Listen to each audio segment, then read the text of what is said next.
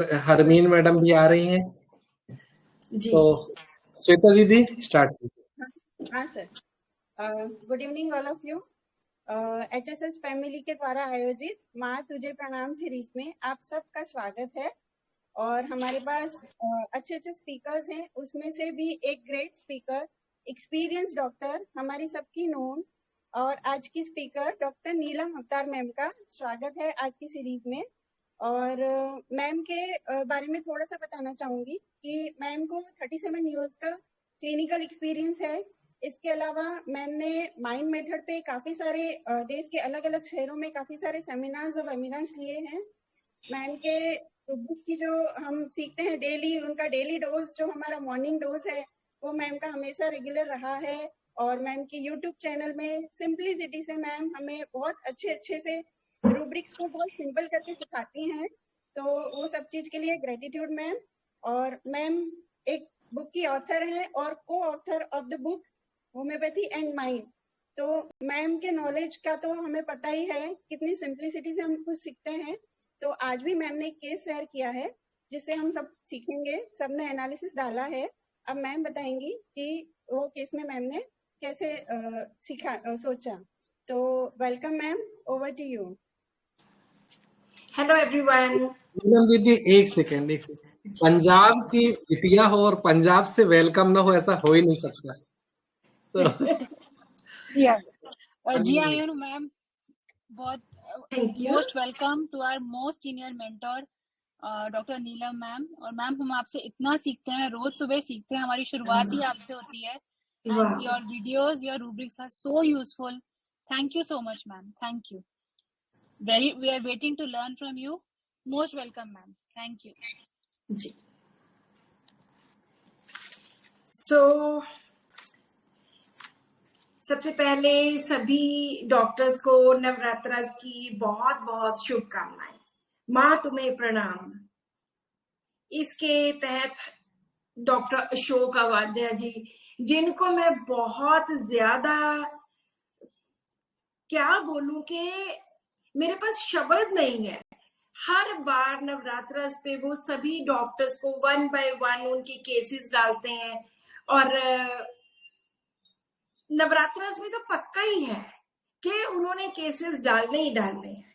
सभी को एक दिन देते हैं और वीडियो कॉल करके, वीडियो चैट करके हम ये सभी के लिए लर्निंग प्लेटफॉर्म पैदा करते हैं। सो डॉक्टर अशोक अवाध्या, आपका बहुत बहुत धन्यवाद।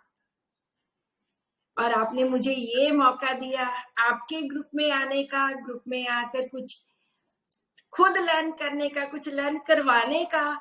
सो thank you once again. So आज मैंने सुबह एक केस डाला था। एक थोड़ा सा फिर से दोबारा केस बताती हूँ। वैसे आप सभी ने सुन ही लिया होगा, लेकिन फिर से केस बताती हूँ। एक लेडी है 55 इयर्स की, जिनको घबराहट की, टेंशन की, स्ट्रेस की, एंजाइटी की बहुत ज्यादा प्रॉब्लम है। तो उन्होंने बोला कि है तो मुझे बहुत शुरू से, कब से, 20-25 साल से, बहुत ज्यादा टाइम से है, लेकिन कभी कभी ये ट्रिगर हो जाती है, कभी कभी ये प्रॉब्लम बहुत बढ़ जाती है। इसके साथ उनको लूज मोशन लग जाते हैं, पेट खराब हो जाता है और बहुत ज्यादा घबराहट होने लग जाती है, उनका दिल नहीं लगता कहीं भी। तो अभी भी कुछ देर से वो ज्यादा सफर कर रहे थे। तो उन्होंने बोला कि अभी 2 ट्रिगर्स हुए हैं, 2 सिचुएशंस आई हैं जिनकी वजह से ये सारा कुछ बहुत ज्यादा हो गया। पहली बात तो ये कि मेरे 2 बेटे हैं। एक बेटा बाहर रहता है और दूसरे बेटे का डिवोर्स हो गया। वो उसकी पत्नी छोड़ के चली गई, मेरी बहू छोड़ के चली गई। मेरी तो उसके साथ कोई ऐसी वैसी बात नहीं थी, हम तो बहुत अच्छी तरह से रहते थे, लेकिन सन के साथ, मेरे बेटे के साथ उनकी नहीं बनी। इस वजह से वो छोड़ के चली गई और मैं अकेली रह गई। पहले घर में हम दोनों होते थे और अब तो मैं अकेली रह गई। दूसरी बात, पीछे कुछ देर पहले, कुछ महीने पहले मेरे मदर की डेथ हो गई। उसने भी मुझे अकेला कर दिया। सो ये 2 रीजन बने कि मुझे बहुत ज्यादा घबराहट होती है, बहुत एंजाइटी होती है, बहुत ज्यादा। और इसका बड़ा रीजन यही है कि मैं अकेली रह गई। एक और कारण है कि हम पहले जहां पर रहते थे, हमने अब शहर चेंज किया है, शिफ्ट किया है एक जगह से दूसरी जगह पर। जो पहले जहां पर रहते थे वहां पर मेरे फ्रेंड्स, दोस्त, मित्र, रिश्तेदार, अड़ोसी पड़ोसी सबके साथ मेरी बहुत ज्यादा दोस्ती थी। लेकिन यहाँ आकर मैं सबसे अलग हो गई। तो ये भी एक बहुत बड़ा रीजन रहा कि वहां से यहाँ शिफ्ट हुए तो काफी देर होगी, 2-3 साल हो गए, लेकिन शिफ्ट होने के बाद ये प्रॉब्लम बढ़ती ही गई। घबराहट बहुत ज्यादा होती है, गुस्सा वगैरह कोई बहुत ज्यादा नहीं है, साफ सफाई का बहुत ज्यादा शौक है, और हमेशा दिल करता है कि यहाँ से कहीं बाहर चली जाऊं। अपनी मदर को मैं बहुत ज्यादा मिस करती हूँ। मुझे ये नहीं समझ आई कि मेरे बेटे का डिवोर्स कैसे हो गया। मैंने तो अपने बच्चों को बहुत अच्छे संस्कार दिए हैं। मुझे घर में अगर कोई बड़ा कुछ कह दे, मैं कभी उनके सामने नहीं बोलती, क्योंकि मेरे संस्कार ऐसे नहीं है कि मैं उनके बड़ों के सामने बोलूं। मैंने तो अपने बच्चों को भी बहुत अच्छे संस्कार दिए हैं, पर पता नहीं कहाँ गड़बड़ होगी कि वो हमें छोड़कर चली गई, मेरी डॉटर इन लॉ। और सारा काम मैं करती रहती हूँ, रिपोर्ट्स वगैरह करवाई, सभी ठीक है। और पहले इन्होंने कुछ दवाइयां ली हैं जिनके नाम उन्होंने बताई थी कि मैंने एकोनाइट ली, मैंने अर्जेंटम निट्रिकम ली, कार्बोवेज ली, पल्साटिला ली। तो ये दवाइयां उन्होंने पहले ली हुई थी। तो अगर हम इस केस का एनालिसिस करते हैं, सबसे ज्यादा हर केस में मेरे लिए क्या होता है, उसका रीजन क्या रीजन है, क्यों उसको एंजाइटी होती है, क्यों घबराहट होती है। मान लो पेशेंट हमारे पास रोता है आके, जरूरी नहीं कि हर केस में हम उसको पल्साटिला देंगे। जब हम कॉलेज में पढ़ते थे तो हमें यही सिखाया था कि जब भी पेशेंट आपके पास आके रोना शुरू कर दे समझो पल्साटिला है। लेकिन हर रोता हुआ पेशेंट पल्साटिला नहीं होता। पल्साटिला का रोने का रीजन अलग है, सीपिया का अलग है, बेम्बूजा का अलग है, काली कार्प का अलग है, इग्नेशिया का अलग है, नेट्रम्योर का अलग है। सभी का अलग रीजन है। वो रीजन आपको पता होना चाहिए कि कोई क्यों रोता है, यहाँ पर वो रो रही है, क्यों रो रही है। उन्होंने ये भी बोला कि मुझे बहुत जल्दी रोना आ जाता है, बहुत जल्दी रो पड़ती हूँ। आज के एनालिसिस में मैंने देखा कि सिर्फ 2 डॉक्टर्स मेरे वाली दवाई तक पहुंचे। उनका नाम मैं बाद में बताऊंगी, पहले हम बात करते हैं कितनी दवाइयां आपके एनालिसिस में निकली। Ignatia, pulsatilla, natrum mur, phosphorus, vanilla, carbo animalis, triticum, plumbum, calcarea carb, carcinosin and aurum mur natrum. ये सब मेडिसिन सभी के रूब्रिक्स ऑलमोस्ट ठीक थे, ऑलमोस्ट। सिर्फ एक 2 रूब्रिक्स का ऊपर नीचे का हेर फेर था।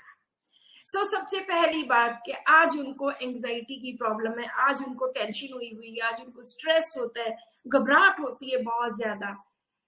तो इसमें वो क्या सोचती है, वो कहती है कि मेरे हस्बैंड भी काम पे चले जाते हैं, बेटा भी काम पे चला जाता है, पहले हम कहीं और रहते थे, वहां बहुत लोग थे, अड़ोसी पड़ोसी थे, लेकिन अब मैं अकेली रह गई। इस अकेले रहने का मतलब ये नहीं है कि वो सच में अकेली हो गई है, कि उसके घर में कोई नहीं, उसके घर में उसके हस्बैंड है जो रात को आते हैं, सुबह चले जाते हैं, लेकिन दिन भर में वो खुद को बहुत ज्यादा अकेला महसूस करती है। तो जो एक सभी ने ये रूब्रिक लिया, delusion alone in the world. मुझे बहुत बार लगता है कि अलोन इन द वर्ल्ड कुछ बात बनती नहीं है इस रूब्रिक से, क्योंकि पेशेंट वर्ल्ड में, दुनिया में अकेला है, लेकिन हम ये फिर भी रूब्रिक लेते हैं क्योंकि कोई इसके साथ वाला, कोई इसका इतनी बड़ी जिसमें 9 मेडिसिन है, वो कोई और रूब्रिक ऐसा है नहीं। तो हम ये पहला रूब्रिक लेंगे, delusion alone in the world. We have 9 medicine in this rubric, कि वो अकेली है। अब बात करते हैं उसके रीजन की, कि क्या हुआ। मदर की डेथ हुई, elements from death of parents और फ्रेंड्स। ये तो वो पक्के पक्के रूब्रिक्स हैं जो हम छोड़ नहीं सकते। उसके बाद तीसरा है उसकी जगह चेंज हुई, उसकी पोजीशन चेंज हुई, जहां वो पहले रहते थे प्लेस जो थी वो चेंज हुई। प्लेस में भी इन्होंने प्लेस को पोजीशन लॉस में लिखा हुआ है, element from position loss of.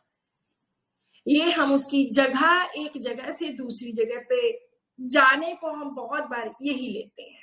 इसमें कोई होम सिकनेस नहीं है। बहुत सारे डॉक्टर्स ने होम सिकनेस रूब्रिक लिया है। होम सिकनेस होती है कि ये मेरा घर है, मैं यहाँ से कहीं और चली गई, वहां जाकर मुझे बार बार अपने घर की याद आ रही है कि मैं अपने घर वापस चली जाऊं। वहां पर हम होम सिकनेस लेते हैं। वो अपने घर को बार बार याद करता है। सो यहाँ पर कोई भी होम सिकनेस नहीं थी, उसकी प्लेस चेंज हुई। वो एक जगह से दूसरी जगह पे शिफ्ट हो गए, जहां पे जो उसके पहले अड़ोसी पड़ोसी थे वो नहीं थे। वहां पे उसका हालांकि 2-3-4 साल हो गए उनको शिफ्ट हुए, लेकिन आज भी उनका वहां पर दिल नहीं लगता, क्योंकि जो लोग पहले यहाँ पर उनके साथ रहते थे अब उनमें से कोई भी नहीं है। और उन्होंने साथ में बोला कि मुझे गाड़ी चलानी नहीं आती, कि मैं गाड़ी चला के कहीं अपनी किसी फ्रेंड के पास चली जाऊं, किसी कोई चाहे आधे घंटे का डिस्टेंस हो, किसी रिश्तेदार के पास चली जाऊं, मुझे गाड़ी नहीं चलानी आती। और हस्बैंड क्या है, वो तो सुबह 9 बजे चले जाते हैं अपने ऑफिस, बेटा है वो भी 9 बजे चला जाता है। अब इतनी जल्दी सुबह किसके घर छोड़ेंगे मुझे? तो वो भी मेरे लिए एक प्रॉब्लम है कि बिल्कुल घर में अकेली की अकेली। और बहुत ज्यादा प्रॉब्लम बढ़ गई है, बहुत ज्यादा है, तकलीफ काफी ज्यादा है, लूज मोशन लग जाते हैं, रोती ही रहती हूँ सारा दिन। तो यहाँ पर एक्स्ट्रा वेजेंस लेते हैं जब किसी पेशेंट की बहुत ज्यादा तकलीफ हो जाती है। एक्स्ट्रा वेजेंस 2 रूब्रिक्स हैं, एक एक्स्ट्रा वेजेंस है, एक फियर एक्स्ट्रा वेजेंस है। जब पेशेंट की बीमारी को बर्दाश्त करने की शक्ति खत्म हो जाती है, उसकी लिमिट क्रॉस कर जाती है, तब हम एक्स्ट्रा वेजेंस लेते हैं। और अगर उसको डर होता है साथ में, तब हम फियर एक्स्ट्रावेजेंस होता है कि उसको अभी डर है कहीं और ना बढ़ जाए। तो यहाँ पर सिंपल एक्स्ट्रावेजेंस रूब्रिक लेंगे कि उसकी प्रॉब्लम बहुत ज्यादा बढ़ गई है। उसके बाद उन्होंने बोला था कि मैं बहुत जल्दी रो पड़ती हूँ, वीपिंग इजीली। अगर वो बोलते कि मैं छोटी छोटी बातों पे रो पड़ती हूँ तो हम लेते हैं वीपिंग ट्राइफल्स एक्ट। लेकिन उन्होंने बोला कि मैं बहुत जल्दी रो पड़ती हूँ, वीपिंग इजीली। और मैं दूसरी बार बोल रही हूँ कि बिल्कुल सीधे स्पष्ट सिंपल से रूब्रिक में लेती हूँ। मैं कभी भी ज्यादा बना के कुछ इस तरह से डिजाइन करके कुछ सोच के मेटाफॉर्स में बहुत रेयर यूज करती हूँ, बहुत कम। क्योंकि मुझे लगता है कि अगर डायरेक्ट रूब्रिक्स हमारे पास हैं तो वो शायद ज्यादा बेटर एक्सप्लेन कर सकते हैं किसी की भी कंडीशन को। तो नेक्स्ट रूब्रिक आता है फास्टिडियस। उन्होंने ब्रह्म कुमारी ज्वाइन किया हुआ था, कहते मुझे मेरा वहां जाकर बहुत दिल लगता है, तो उसको हम रिलीजियस में भी ले सकते हैं। और जो एक आप में से मुझे लगता है किसी ने भी जो इतना इंपॉर्टेंट रूब्रिक था, जो सभी को सारे केस को डीडी करता है बाकी दवाइयों से, वो किसी ने भी नहीं लिया। दैट वाज आइडियलिस्टिक, कि मैंने तो अपने बच्चों को बहुत अच्छे संस्कार दिए हैं और मैं जब कोई बड़ा कुछ कह देता मैं उनके सामने नहीं बोलती, ये मेरे संस्कार नहीं है। What is this? ये क्या है? दिस इज आइडियलिज्म, या कुछ बुक्स में आइडियलिस्टिक लिखा हुआ है। ये बहुत ज्यादा इंपॉर्टेंट था।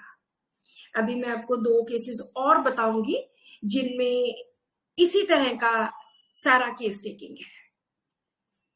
तो और उन्होंने क्या बोला था कि मैं बहुत सेंसिटिव हूं, मुझे कोई कुछ कह देता है फिर मेरी प्रॉब्लम हो जाती है, मैं उनके सामने बोलती नहीं हूँ, कहती नहीं हूँ। तो यहाँ पर हम ये ले सकते हैं एलिमेंट्स फ्रॉम रिप्रोचेस या बीइंग स्कॉन्ड, लेकिन जरूरी नहीं है। जब इतने सारे ये रूब्रिक्स हम लेते हैं, 8-10 रूब्रिक्स हैं, 2, 4, 6, 7, 8 रूब्रिक्स है। जब हम इन सभी को लेते हैं तो हमारे पास एक मेडिसिन निकलती है, दैट इज प्लेटिना। प्लेटिना का मुझे बहुत अच्छा एक्सपीरियंस है। मैंने बहुत बार प्लेटिना को आइडियलिज्म के साथ जोड़ के बहुत बार इस्तेमाल किया और बहुत एक्सीलेंट रिजल्ट्स मिले हैं। तो इसके नेक्स्ट जो मेडिसिन आती है वो है नेट्रम्योर, लेकिन नेट्रम्योर में अकेलापन नहीं है, डिल्यूजन अलोन नहीं है, नेट्रम्योर में आइडियलिस्टिक नहीं है, नेट्रम्योर में पोजीशन या प्लेस लॉस ऑफ नहीं है। अगर किसी मेडिसिन ने रीजन ही कवर नहीं किया तो हम उसको बिल्कुल भी कंसिडर नहीं करेंगे। सिर्फ 2 डॉक्टर्स मैंने बोला था, एक डॉक्टर नलिनी बेहेरा है जिन्होंने जो प्लेटिना पर आए हैं, एक डॉक्टर RD चौहान है। सिर्फ 2 डॉक्टर्स ने इनका एनालिसिस जो था वो प्लेटिना तक पहुंचा। रूब्रिक सभी के ऑलमोस्ट सेम थे, बस थोड़ा थोड़ा फर्क था। तो इसमें जो डिफरेंशिएटिंग पॉइंट है, अगर एलोन वाली हम 9 मेडिसिन की बात करते हैं तो दूर दूर तक कोई भी इसके साथ मेडिसिन नहीं खड़ी होती। पल्सैटिल है, वो तकरीबन 12 मेडिसिन दूर है इससे। आइडियलिज्म में कॉस्टिकम है, इग्नेशिया है, लाइको है, वो भी बहुत दूर दूर तक है। सो कोई भी मेडिसिन इसके आसपास नहीं है। सो मैंने उनको प्लेटिना की 2 डोज दी और पहली डोज तो मैंने बोला कि आज ले लीजिए, दूसरी अपने पास रख लीजिए कि जब भी आपको जरूरत पड़े तो मेरे साथ फोन पे बात करनी है और उसके बाद आपने लेनी है। तो उन्होंने 3-4 दिन तक यही बोलते रहे, बहुत प्रॉब्लम है, बहुत प्रॉब्लम है। हफ्ते के बाद फिर मैंने कहा कोई बात नहीं, I had given her placebo. तो मैंने बोला कि आप ये ले लीजिए, 2 बार ले लीजिए, 3 बार ले लीजिए। ये करते करते 1 महीना निकल गया और उनको सिर्फ 1 ही डोज प्लेटिना की दी, उसके बाद कुछ भी रिपीट नहीं किया। उसके बाद फिर महीने के बाद वो मेरे पास आए, उन्होंने कहा कि मुझे कितनी बार लूज मोशन भी लगे, बुखार भी आया और कुछ नहीं मैंने लिया, लेकिन धीरे धीरे अपने आप कंडीशन क्लियर होती चली गई। और वो जो दूसरी डोज थी वो आज भी उनके पास पड़ी है, उन्होंने बिल्कुल नहीं ली। अभी 2-4-6 महीने हो गए उनको दवाई लिए हुए एंड शी इज 100%। कोई भी उनको अभी बिल्कुल भी प्रॉब्लम नहीं है। जो वो लास्ट मंथ के एंड में आए थे, उन्होंने बोला मच बेटर, बहुत ज्यादा ठीक, बहुत ज्यादा ठीक। सो जो इस केस का किंग पिन था वो था लोनलीनेस, अकेलापन, कि मैं अकेली रह गई हूं। और दूसरा था दोनों रीजंस, एक डेथ, एक प्लेस लॉस एंड साथ में आइडियलिज्म या आइडियलिस्टिक। ये चीजें, ये 4 चीजें बहुत ज्यादा इंपॉर्टेंट थी जो हम छोड़ नहीं सकते। सो इसी बेसिस के ऊपर उनकी प्लेटिना मेडिसिन निकली। इसके बाद हम और केसेस करेंगे। अगर किसी के मन में कोई डाउट है, कोई कुछ भी, कोई आपको लगता है कि कोई रूब्रिक समझ नहीं आया तो आप पूछ सकते हैं। सेंसिटिव मोरल इंप्रेशन ले सकते हैं madam? Sensitive to moral impressions? जी मैडम। मॉरल इंप्रेशंस में हम देखते हैं कि उसके जो एथिक्स होते हैं बहुत हाई होते हैं, सेंसिटिव संवेदनशील व्यक्ति। लेकिन यहाँ पे कोई ऐसी बात नहीं आई कि सेंसिटिव टू मॉरल इंप्रेशंस लेंगे, क्योंकि उन्होंने सिर्फ एक बात बोली है कि मैंने अपने बच्चों को बहुत अच्छे संस्कार दिए हैं। सेंसिटिव टू मॉरल इंप्रेशंस में लेंगे कि कोई दूसरा कोई ठीक काम नहीं करता, कोई एथिक्स के अकॉर्डिंगली या संस्कार के अकॉर्डिंगली कुछ करता नहीं है, तब पेशेंट को लगता है कि उसने ऐसा क्यों नहीं किया। यहाँ पर कोई भी ऐसी सिचुएशन नहीं आई कि सेंसिटिव टू मॉरल इंप्रेशंस लिया जाता है। यहाँ पर आइडियलिस्टिक ज्यादा अच्छी तरह फिट होता है मेरे अकॉर्डिंगली, मुझे लगता है, क्योंकि वो खुद भी बोली कि जब भी मुझे घर का कोई बड़ा कुछ कह दे मैं कभी नहीं बोलती, क्योंकि हमारे संस्कार ही नहीं है ऐसे। बेटे का पता नहीं क्यों डाइवोर्स हो गया, मैंने तो उसको बहुत अच्छे संस्कार दिए थे, तो मेरे साथ तो बहू की बहुत बनती थी, लेकिन उसके हस्बैंड के साथ नहीं, मेरे बेटे के साथ नहीं बनती थी। तो यहाँ पे मॉरल इंप्रेशंस वाली बात मुझे लगता है कि ज्यादा नहीं जचेगी, आइडियलिज्म वाली ज्यादा जचेगी। जी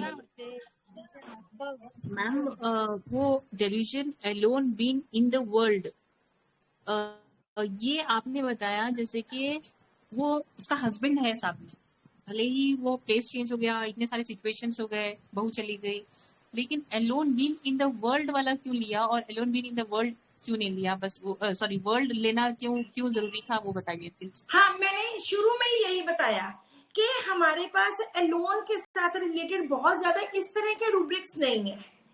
मैं हमेशा सोचती हूँ कि लिखा रूब्रिक है delusion alone in the world, दुनिया में अकेला है, बट इसमें सबसे बड़ी बात है कि पेशेंट क्या सोचता है, क्योंकि डिल्यूजन है, पेशेंट की इमेजिनेशन है कि मैं अकेली हूं, चाहे उसका हस्बैंड भी है, चाहे उसका बेटा भी है, लेकिन सारा दिन वो अकेली रहती है। वो तो रात को आते हैं, सुबह मॉर्निंग 8-9 बजे चले जाते हैं, खाना खाया चले गए, ब्रेकफास्ट किया चले गए, लेकिन वो अकेली रहती है।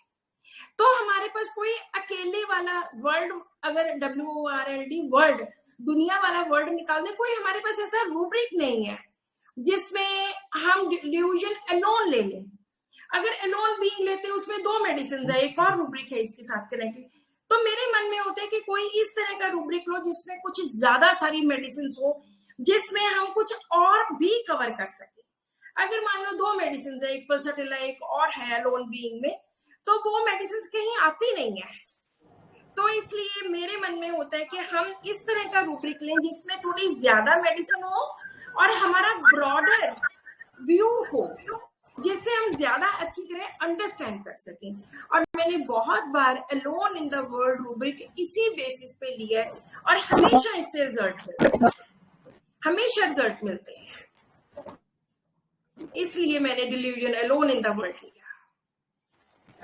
Okay ma'am, thank you. Any other question? चलो अभी हम एक और केस करते हैं। सो ये प्लेटिना थी, बस एक ही डोज, 1 mg की एक डोज थी।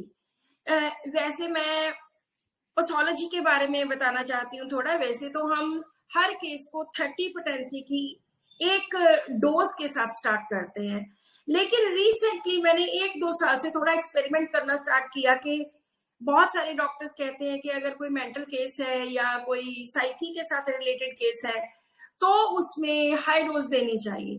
और मैंने बहुत सारे केसेस में 1 mg से स्टार्ट किया और मुझे लगा कि 1 mg के बाद तो दोबारा जरूरत ही नहीं पड़ेगी बहुत सारे केसेस में। सो इसलिए मैंने इस केस में भी 1 mg की एक डोज दी। अदरवाइज हम हर केस 30 पोटेंसी से स्टार्ट करते हैं, फिर 200, फिर 1 mg, फिर 10 mg, लेकिन यहाँ पर 1 mg के बाद और भी मैंने बहुत सारे ऐसे, पिछले 1-1.5 साल से मैं ये एक्सपेरिमेंट कर रही हूँ कि जितने भी माइंड के साथ रिलेटेड मेंटल केसेस हैं, जिनमें डिप्रेशन है, एंजाइटी है, इस तरह की चीजें हैं, तो वो 1 mg में देती, नॉट 10 mg। 1 mg में वो एक ही डोज में निकल जाता है और पेशेंट खुद ही थोड़े दिनों के बाद बोल देता जी मैं बहुत ठीक हो गया। इसमें होम्योपैथी में मैनेजमेंट बहुत ज्यादा इंपॉर्टेंट पार्ट प्ले करती है। अगर हम किसी दवाई को बार बार रिपीट करेंगे, मैंने उससे केसेस खराब होते भी देखे हैं।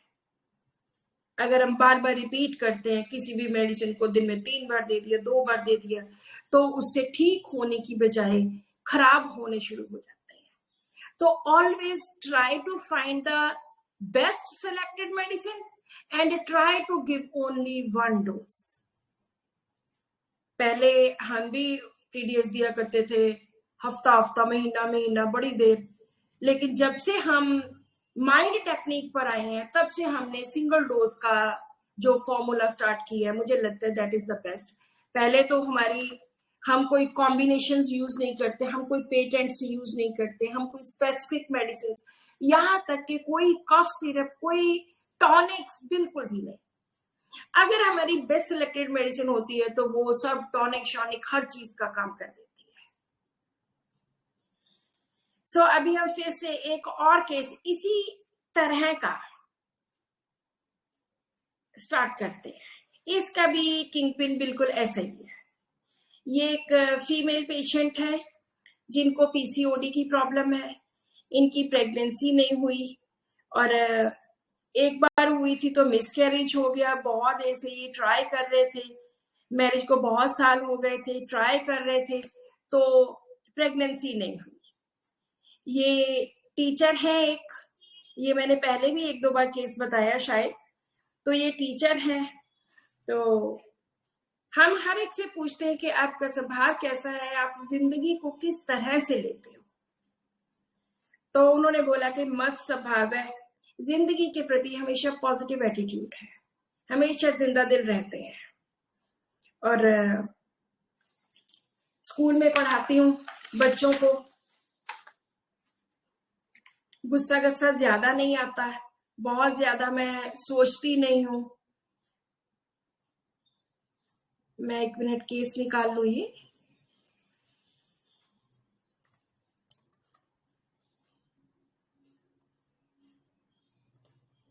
तो गुस्से के बारे में पूछा गया तो इन्होंने बोला कि गुस्सा गुस्सा कोई इतना ज्यादा नहीं आता, अगर मेरे मन के उल्ट कभी कोई बात हो जाए तो थोड़ा आता है, लेकिन मैं कहती नहीं, कभी कभी बोल दिया कभी नहीं। जब भी ऐसे रूब्रिक्स हो, जब भी ऐसी वर्डिंग्स हो जो स्पष्ट ना हो, तो उनको हम नहीं लेते। कि कभी कभी आ जाता है, कभी कभी नहीं आता है, कभी बोल देती हूँ, कभी नहीं बोल देती, तो इनको ज्यादा सोचने की जरूरत नहीं है। लेकिन मैं जिंदा दिल इंसान हूं, अगर गलती से मेरे से कुछ कह हो गया किसी को, फिर मुझे बहुत पछतावा होता है। और घूमने फिरने का बहुत शौक है, बहुत मेहनती हूँ, मैं इंटेलिजेंट बहुत हूँ, और अपने कॉलेज में, अपने स्कूल में मैंने बहुत प्राइज जीते हैं। मुझे गाने का, नाचने का बहुत शौक है। तो मैंने पूछा कि आप क्या पढ़ाते हो? कहते कि मैं सब्जेक्ट तो जो पढ़ाती हूँ वो तो है, लेकिन मैं बच्चों को संस्कार देती हूँ। कितनी अच्छी उन्होंने बात बोली कि बच्चों को मैं संस्कार देती हूँ। आजकल कोई भी संस्कार नहीं देता, लेकिन मैं पढ़ाई के साथ साथ उनको संस्कार देती हूँ। तो यहाँ पर जो भी वो बोलते हैं वो हमारे लिए ज्यादा इंपॉर्टेंट होता है।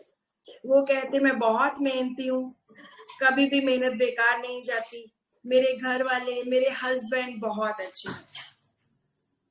मैंने स्पीचेस में, मैंने बहुत जगह पे बहुत सारे प्राइजेस जीते हैं। So this was the case.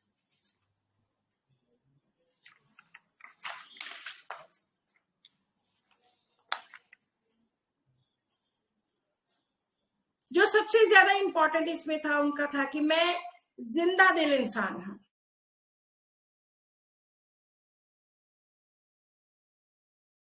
कोई भी काम छोटा या बड़ा नहीं होता, मैं कुछ भी कर सकती हूँ।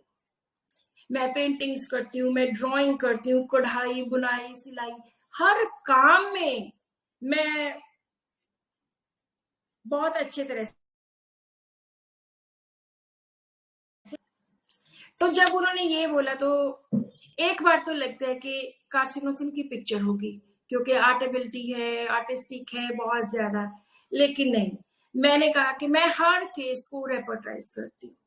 जो इनका सबसे पहला मैंने रूब्रिक लिया, दैट वाज वाइवेशियसनेस, जिंदा दिल इंसान, बहुत ज्यादा जिंदा दिल, लाइवली, और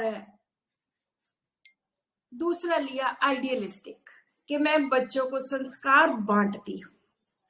मुझे कुछ ऐसी वर्डिंग्स जो पेशेंट्स बोलते हैं और वो बहुत ज्यादा इंपॉर्टेंट होती है, वो मुझे याद हो जाती है कि उस पेशेंट ने ये वर्डिंग स्पेसिफिकली बोली थी। तो आइडियलिस्टिक इनका सेकंड रूब्रिक। फिर उन्होंने बोला कि गुस्सा गुस्सा कोई ज्यादा नहीं आता, अगर आ भी जाए कोई तो ऐसे ज्यादा नहीं, कुछ नहीं कहती, लेकिन कभी भी बोल दिया तो फिर पछतावा बहुत होता है। यहाँ पर हम anger alternating with quick repentance नहीं लेंगे, क्योंकि वो अलग तरह का रूब्रिक है। उसमें गुस्सा आया, बहुत कुछ बोल दिया, उसके बाद तुरंत ही इमीडिएटली पेशेंट को रिपेंटेंस हुआ। यहाँ पर हम लेंगे रिमोर्स, बड़ा रूब्रिक है। हमेशा कोशिश करिए कि बड़े वो रूब्रिक्स लीजिए जिसमें 5, 7, 10, 20 दवाइयां हैं, ताकि हम किसी एनालिसिस तक पहुंच सकें। अगर हम ये सोचें कि हम बहुत छोटे छोटे 1-1, 2-2 दवाई वाले, 1-1, 2-2 मेडिसिन वाले रूब्रिक लें, तो उसमें कुछ भी नहीं निकलने वाला। तो तीसरा जो मैंने रूब्रिक लिया दैट वाज रिमोर्स। घूमने फिरने का बहुत शौक है, और इन्होंने बताया भी कि हम बॉम्बे गए, गोवा गए, मेघालय घूमने गए, और भी बहुत सारी जगह पे, शिमला गए, ये हमने घूमी हुई है। तो यहाँ पर लेंगे ट्रेवल डिजायर। मैं जो हर रोज मॉर्निंग रूब्रिक सुबह 8 बजे मैं डालती हूँ, पिछले 8 साल से ज्यादा टाइम हो गया मुझे ये डालते हुए। तो उसमें अक्सर मैं जो क्लोज रूब्रिक्स होते हैं उनका डीडी करती हूँ। तो ट्रेवल एंड वॉन्डर में क्या फर्क है? दोनों में एक है ट्रेवल डिजायर, एक है वॉन्डर। वॉन्डर होता है यहाँ पर घूमना फिरना विदाउट एनी पर्पस, कि यहाँ घूम लिया फिर लिया। लेकिन ट्रेवल में होता है कि हम हमारा एक एम है, हमने घूमने जाना, हम बुक करवाएंगे, हम टिकट्स बुक करवाएंगे, लगेज पैक करेंगे, 5 दिन का हमारा 4 दिन का, तो एक प्रॉपर प्रोसीजर फॉलो करते हैं। वहां पर हम लेते हैं ट्रेवल डिजायर। ट्रेन बुक करवाते हैं, टैक्सी करवाते हैं, या खुद की अपनी गाड़ी लेकर जाते हैं। तो इसको घूमने फिरने का बहुत ज्यादा शौक था। अब जैसे हमारा पिछली केस में आया कि delusion alone in the world, कुछ सूट नहीं करता ये, क्योंकि इन द वर्ल्ड वाला थोड़ा अलग सा लगता है। तो इसी तरह से इंटेलिजेंट नाम का रूब्रिक हमारी रेपोर्टरी में नहीं है, इसमें है इंटेलेक्चुअल। सो हम जब भी इंटेलिजेंट लोगों की बात होती है तो मैं तो हमेशा इंटेलेक्चुअल लेती हूँ।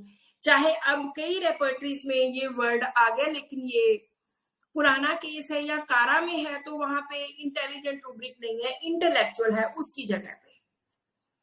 फिर ये singing, dancing, paintings, singing proper rubric है। सिंगिंग, डांसिंग सीधे ले लीजिए, डांसिंग, डांसिंग डिजायर।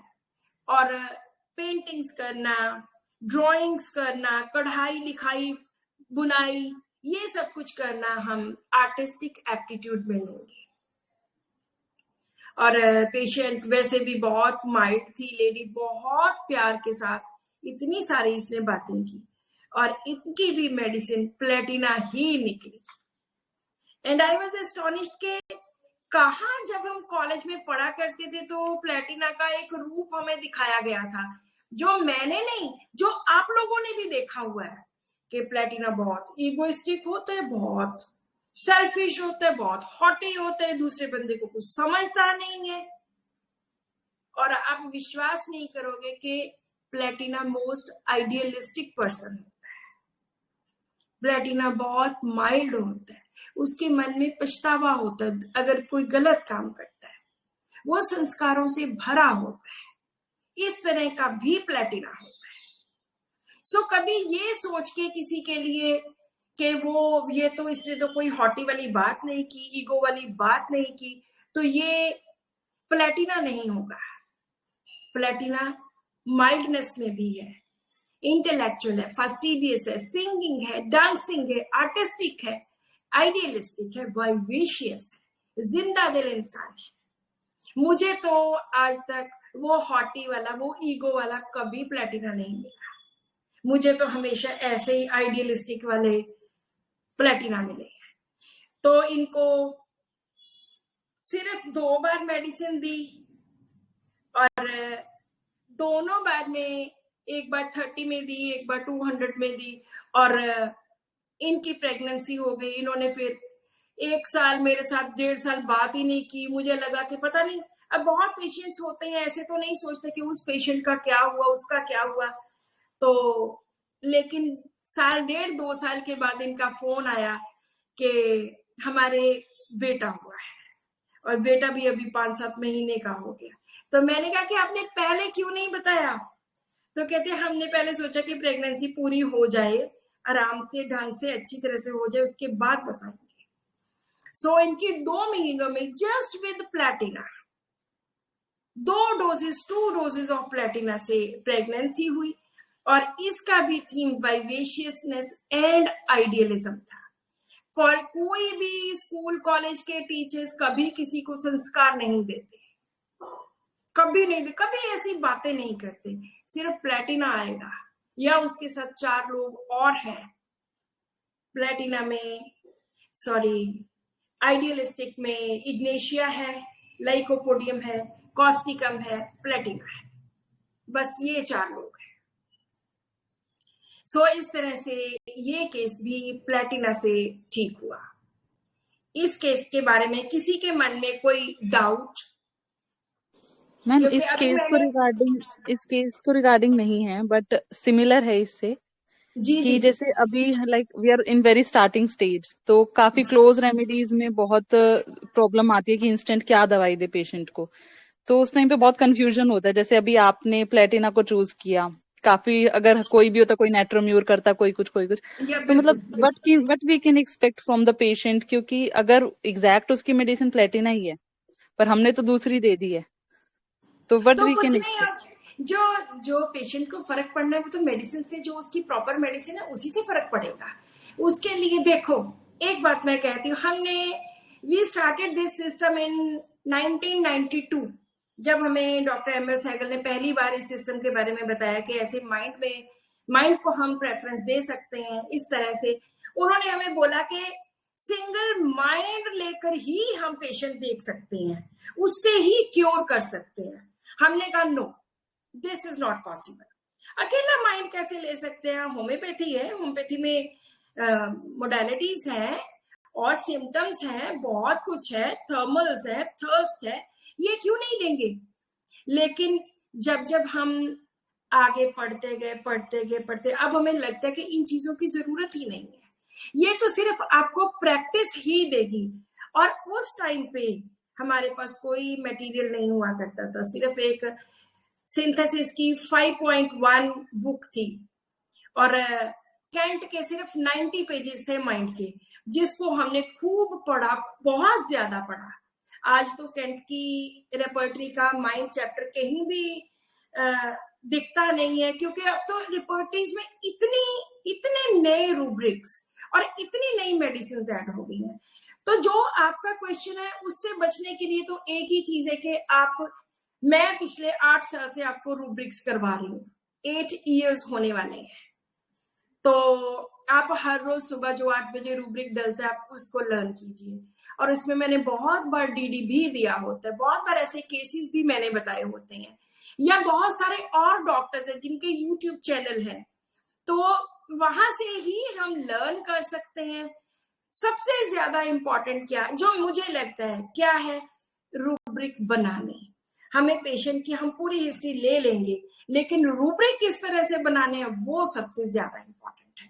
वो धीरे धीरे मुझे लगता है हम 8 साल तक इस स्टेज में थे, ना हम पीछे वाले रहे, ना हम आगे वाला कुछ ज्यादा पढ़ के कुछ कर सके।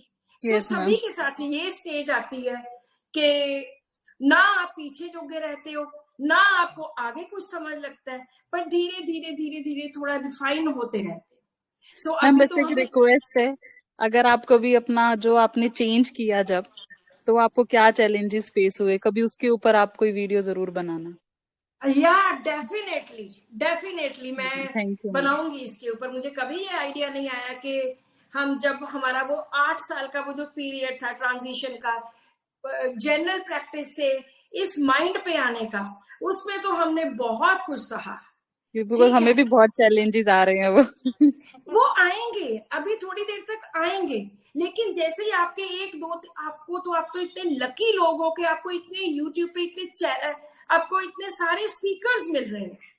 यस और उनकी आपको इतनी बड़ी वीडियोस, आप सुबह शुरू कर दो, रात तक चाहे सुनते रहो, आपका बहुत वो मटेरियल खत्म होने वाला है। बहुत मटेरियल है, बहुत है, बहुत मटेरियल है। सो आप लोग तो बहुत लकी हो कि आपको ये यूट्यूब ने इतना बड़ा प्लेटफॉर्म दिया है। हमारे मैम टाइम पे तो एक डिसएडवांटेज भी हो जाता है, जब बहुत सारा हो जाता है ना तो कंफ्यूजन भी बहुत ज्यादा हो जाता है साथ में। मैं आपको सजेस्ट करूंगी कि आप 1 या 2 लोगों को फॉलो करो। ओके। और जो भी आप सुनते हो उसको प्रॉपर बुक के ऊपर लिखिए, कॉपी के ऊपर लिखिए, उसको बार बार पढ़िए। मेरे पास 20 साल पुरानी आज भी डायरीज पड़ी हैं जिनके ऊपर मैंने बहुत कुछ लिखा हुआ है, और मैं बार बार उनको आज भी देखती। Okay ma'am, thank you. Hello ma'am.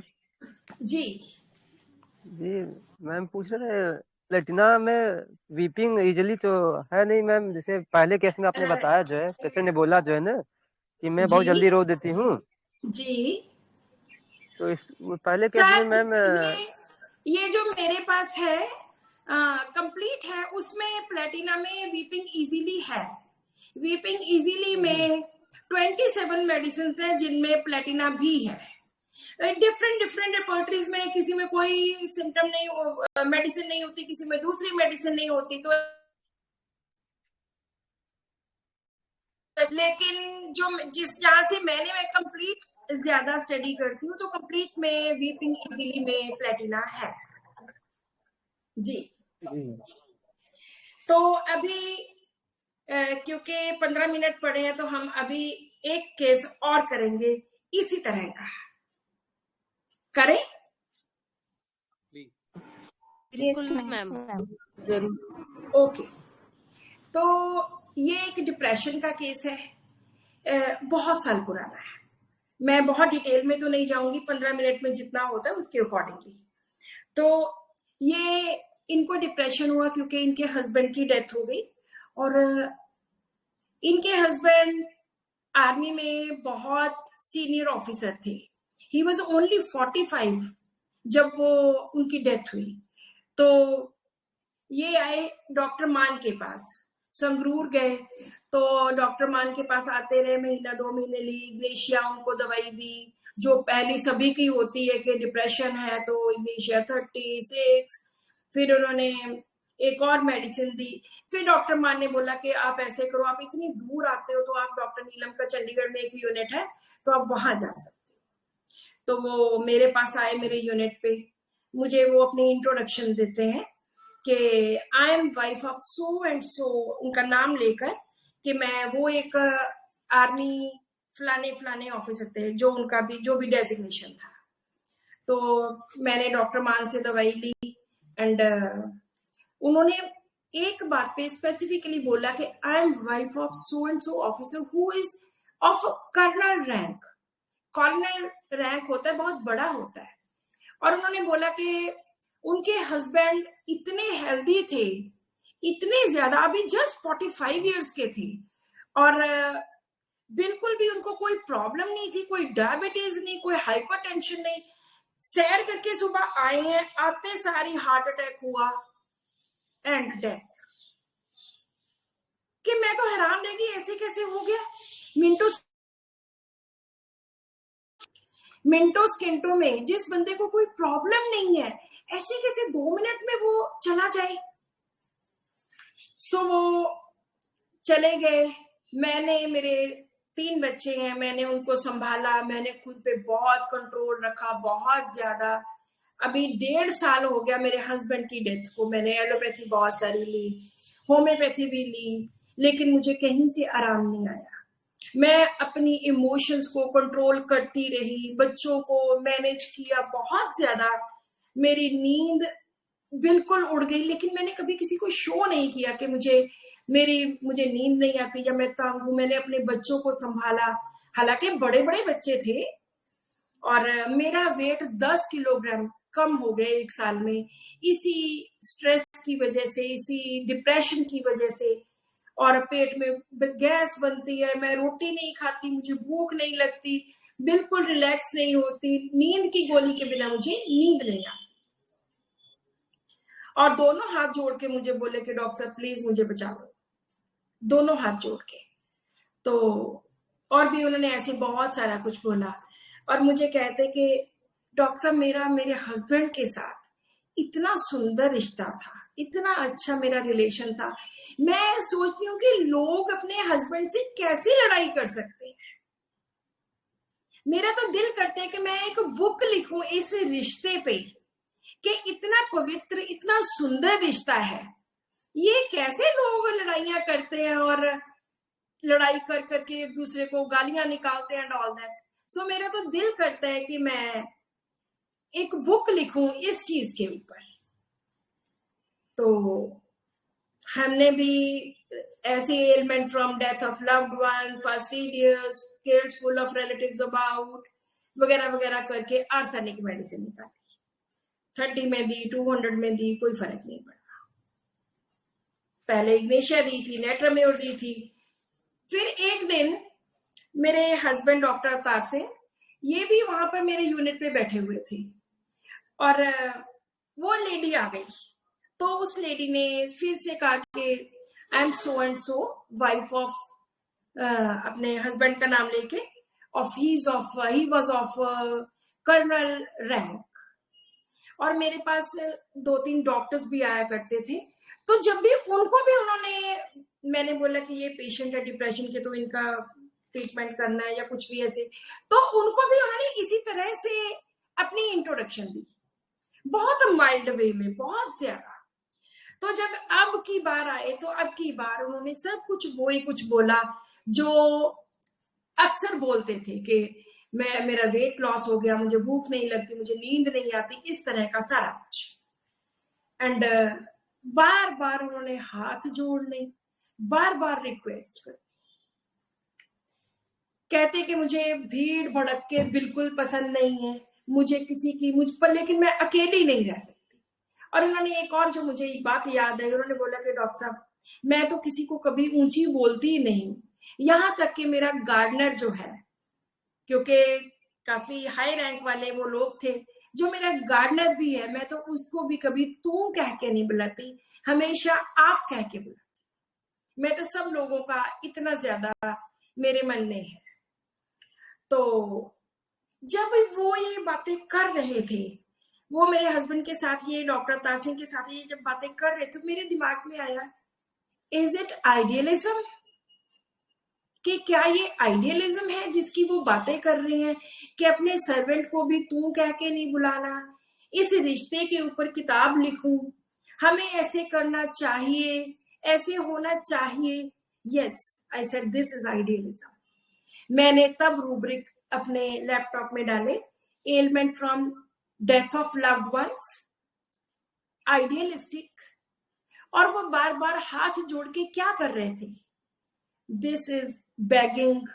And second rubric आता है प्रेइंग, के बेग करना, प्लीज मुझे बचा लो, प्लीज मुझे बचा लो। And mildness, fastidious, company averse to yet alone can not, के कंपनी उनको अच्छी नहीं लगती थी, लेकिन अकेले रहना भी उनको अच्छा नहीं लगता था, वो रह नहीं सकते थे। तो जब ये सारे रूब्रिक्स डाले, मेडिसिन निकली प्लैटिना।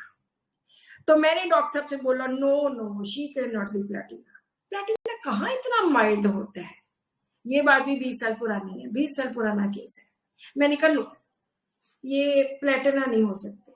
तो डॉक्टर साहब ने मुझे बोला कि आप देखे तो देखो, आर्सेनिक दे चुके हो उनको, नेट्राम्योर, इग्नेशिया दे चुके, देके तो देखो।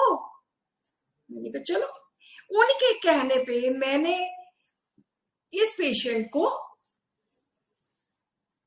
प्लैटिना 30 की 1 डोज दी, मन में यही कि फर्क तो पड़ना नहीं है।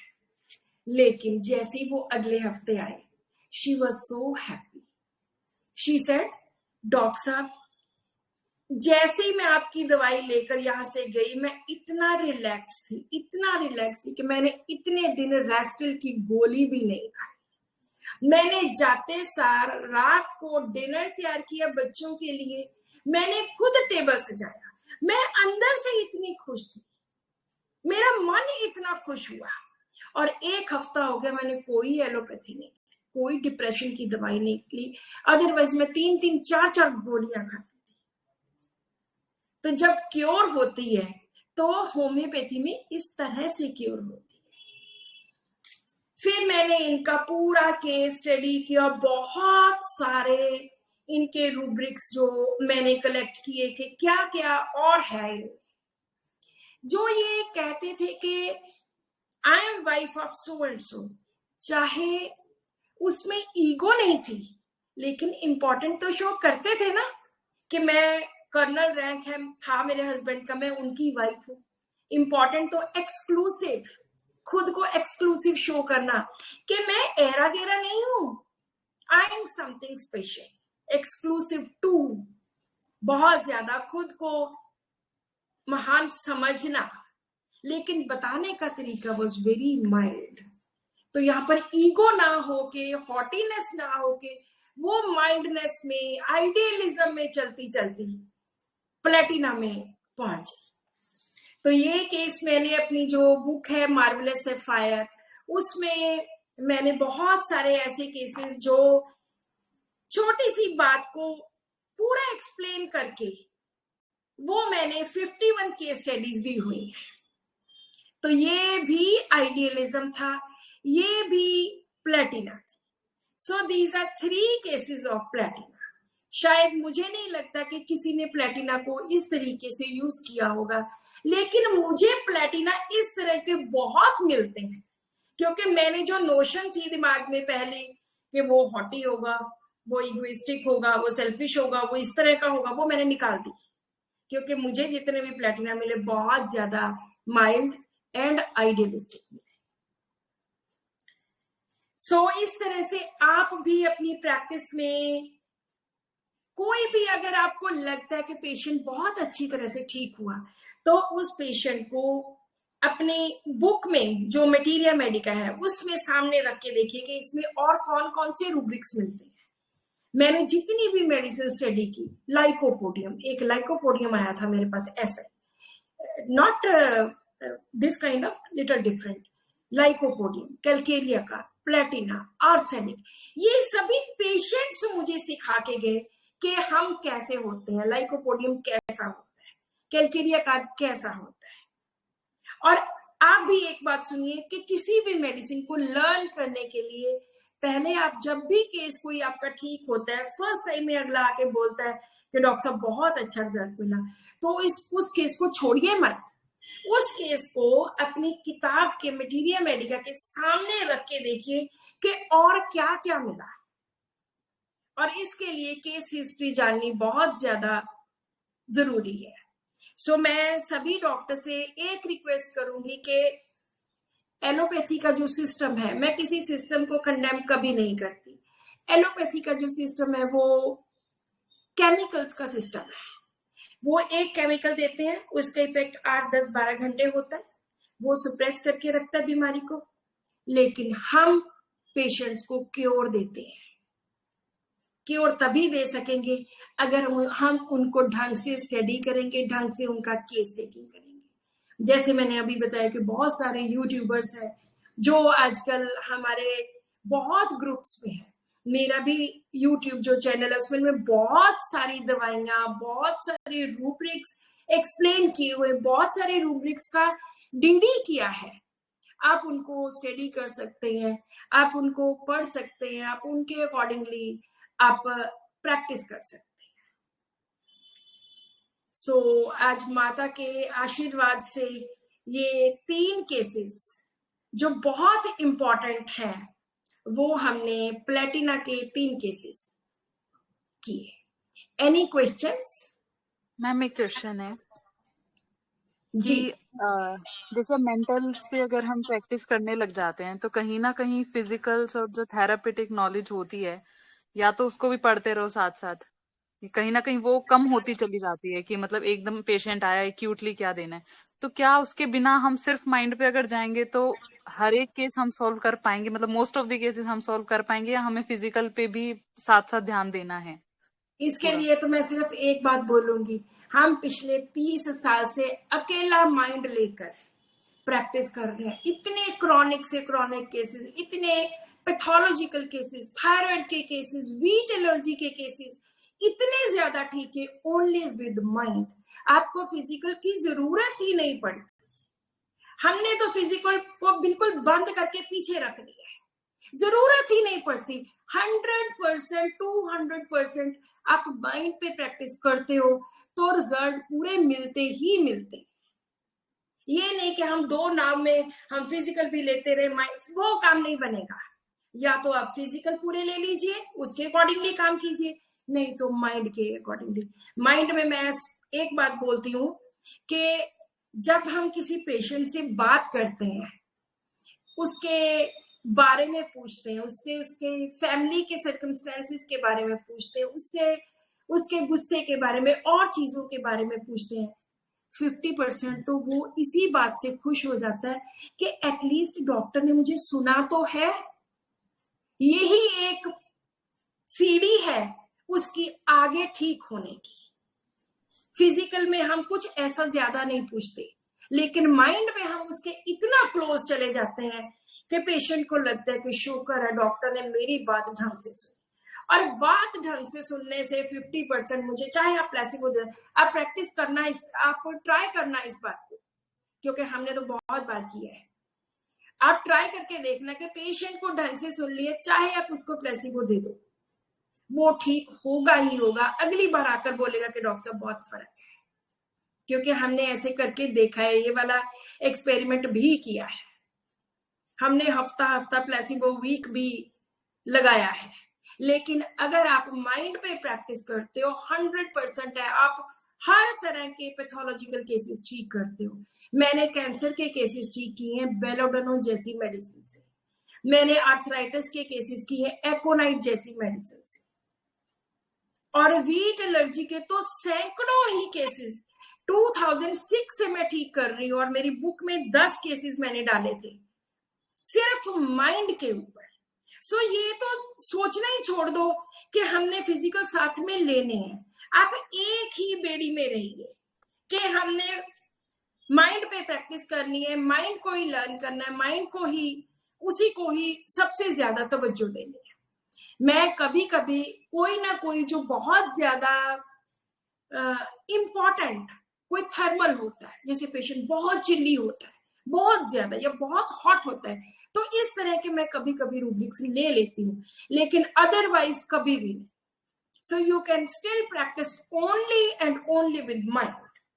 जैसे मैम आज ये कंफ्यूजन हुआ मुझे, लाइक पेशेंट केम और उनकी प्रॉब्लम क्या थी कि नोज में इचिंग है, आईज में इचिंग है, पानी आए जा रहा है, एक्रे डिस्चार्ज है। बस एकोनाइट इसके दे दो, अलावा अलीम सीपा दे दो, ये सोच लेते हैं हम। इसके अलावा कुछ था ही नहीं, तो ऐसा लगा कि माइंड में कहाँ से एंटर करूं। नहीं, ये आपको प्रैक्टिस करनी पड़ेगी। प्रैक्टिस करके उसके अकॉर्डिंगली धीरे धीरे काम चलेगा। मैंने तो वो बोला ना, मेरे 8 साल, आपने बहुत अच्छा आइडिया दिया वीडियो बनाने का। मेरे वो 8 साल मुझे आज भी याद है। ना हम इधर के थे ना हम उधर के थे, लेकिन आपके पास ये ऑप्शन तो है ना कि आपके पास बहुत सारा मटेरियल है पढ़ने के लिए। हमारे टाइम पे तो कोई बुक्स ही नहीं हुआ करती थी, बहुत कम बुक्स थी। सो इसको स्टडी कीजिए, ये सबसे बेस्ट सिस्टम है, सबसे बेस्ट। अगर फेल होते हैं, हम फेल होते हैं, सिस्टम हमारा कभी फेल नहीं होता। वीट एलर्जी के पता नहीं कितने, मैंने थायराइड के पता नहीं कितने, सैकड़ों पेशेंट ठीक किए होंगे, only with the mind system and nothing else. जो पेशेंट बोलता है उसको कन्वर्ट करना सीखो कि हमने रूब्रिक्स में किस तरह से कन्वर्ट करना है, बस। Any other question? मैम जो डॉक्टर एमएल सहगल की जो पोसोलॉजी है वो कहती थी कि 30, उसके बाद हम एक बार डाउन जाते हैं 6 पे, फिर 200 जाते हैं, तो वही सही है हाँ, या वही, आप? हाँ वही फॉलो करते हैं हम सारे, ओके वही ओके फॉलो करते हैं जी। ओके। तो मुझे लगता है टाइम भी हो गया। डॉक्टर अशोक अवाध्या जी। जी मैडम। जी कहिए। थैंक यू, बहुत बहुत धन्यवाद, आपका आशीर्वाद मिला। और मुझे मालूम है कि आप बहुत बिजी रहती हैं, इसलिए ज्यादा परेशान नहीं करता। साल में दो ही तीन बार परेशान करता हूँ, लेकिन उसमें ही इतनी झोली भर जाती है कि बस उसको बार बार पढ़ते रहो। Thank you, gratitude to you. कोई बात नहीं, थैंक यू। तो आपका जिन्होंने नवरात्रास में माँ रानी को याद किया और हमें साथ में याद किया, so thank you so much. Thank you. ये बहुत अच्छा उपराला है आपका। थैंक यू जी। Thank you all members, thank you. Thank you, ma'am. Thank you, sir. Okay जी, okay. Thank you, madam. Have a good day. Thank you.